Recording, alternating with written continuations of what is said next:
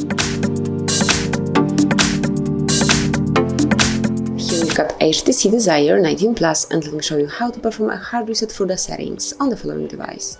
So at first you have to open the settings, then find and select System. Here go to Reset Options, and now select Erase All Data, which is for factory reset. And if you really want to erase all data from your phone's internal storage, including your Google account, system and app data, downloaded apps, music, photos, and any other user data, just click on Reset Phone. Now you have to draw the pattern if you have one, and confirm that you would like to do it by tapping on Erase Everything.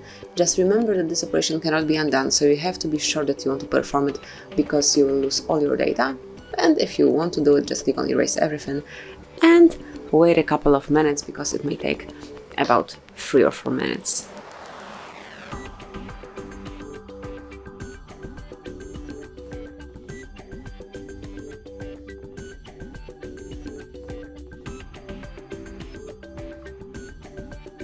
And that's it. As you can see now, you can set up this device as a new one. So thank you for watching, please subscribe our channel and leave the thumbs up.